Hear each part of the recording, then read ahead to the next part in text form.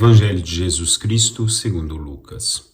Naquele tempo, os 2 discípulos contaram o que tinha acontecido no caminho e como tinham reconhecido Jesus ao partir o pão. Ainda estavam falando, quando o próprio Jesus apareceu no meio deles e lhes disse: "A paz esteja convosco." Eles ficaram assustados e cheios de medo, pensando que estavam vendo um fantasma. Mas Jesus disse: "Por que estáis preocupados? E por que tendes dúvidas no coração? Vede minhas mãos e meus pés, sou eu mesmo. Tocai em mim e vede. Um fantasma não tem carne nem ossos, como estáis vendo que eu tenho." E dizendo isso, Jesus mostrou-lhes as mãos e os pés. Mas eles ainda não podiam acreditar, porque estavam muito alegres e surpresos. Então Jesus disse: "Tendes aqui alguma coisa para comer?" Deram-lhe um pedaço de peixe assado. Ele o tomou e comeu diante deles. Depois disse-lhes: "São estas coisas que vos falei quando ainda estava convosco. Era preciso que se cumprisse tudo o que está escrito sobre mim na lei de Moisés, nos profetas e nos salmos." Então Jesus abriu a inteligência dos discípulos para entenderem as Escrituras e lhes disse: "Assim está escrito: o Cristo sofrerá e ressuscitará dos mortos ao terceiro dia, e no seu nome serão anunciados a conversão e o perdão dos pecados a todas as nações, começando por Jerusalém. Vós sereis testemunhas de tudo isso." Palavra da salvação. Toda a história evangélica, porventura, não tem por centro a ressurreição? Sem ela, que seria dos próprios evangelhos que anunciam a boa nova de Jesus? Não encontramos nós, ali, a origem de toda a pregação cristã, desde o primeiro querigma, que é precisamente o testemunho da ressurreição? Papa Paulo VI. Bom dia a todos, 24 de abril, na semana da Páscoa.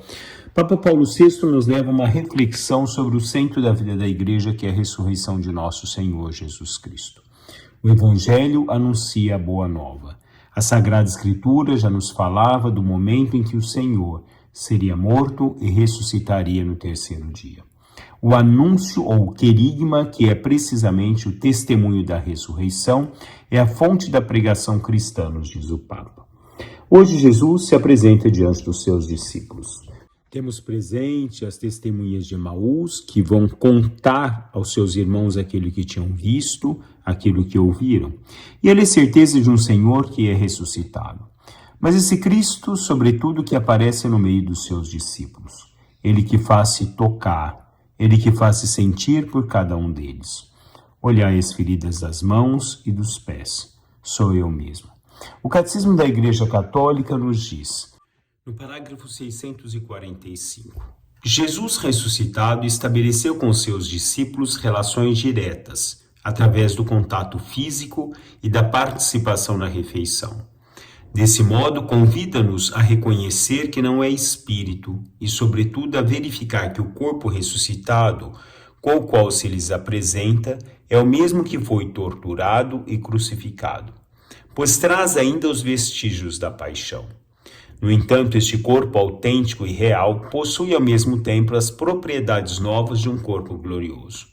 Não está situado no espaço e no tempo, mas pode livremente tornar-se presente onde e quando quer, porque a sua humanidade já não pode ser retida sobre a terra e já pertence exclusivamente ao domínio divino do Pai.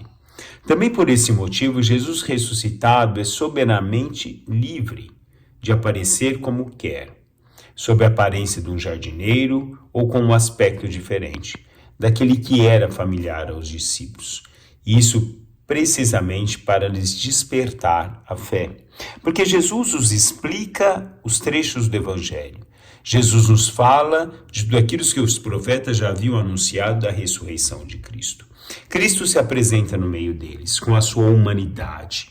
Os faz ver as feridas, os faz ver que é a própria presença de Deus que está diante de nós, a presença desse Deus ressuscitado, sobre a aparência ao qual lhe é pertinente. O próprio Catecismo vai nos dizer: a transmissão da fé cristã é, antes de mais nada, o anúncio de Jesus Cristo para levar a fé nele, Desde o princípio, os primeiros discípulos arderam no desejo de anunciar Cristo. Nós é que não podemos deixar de dizer o que vimos e escutamos, e convidam os homens de todos os tempos a entrar na alegria da sua comunhão com Cristo. Assim, todos nós, na experiência que nós fazemos desse Cristo ressuscitado, desse Cristo que é vida, desse Cristo que é luz, desse Cristo que é compaixão e misericórdia, nós somos chamados a sermos testemunhas daquilo que nós vivemos e convivemos com o Cristo, daquilo que o Cristo nos dá como função básica de levar aos nossos irmãos, pelo conhecimento da fé, aquilo que a própria história testemunha e nos traz nos dias de hoje, para que sejamos testemunhas não ocular, mas testemunhas de vivência, testemunhas de convivência no transcorrer da nossa vida, por essa presença desse Cristo ressuscitado, que nos concede a luz, a sua graça e a sua benevolência no transcorrer da nossa vida.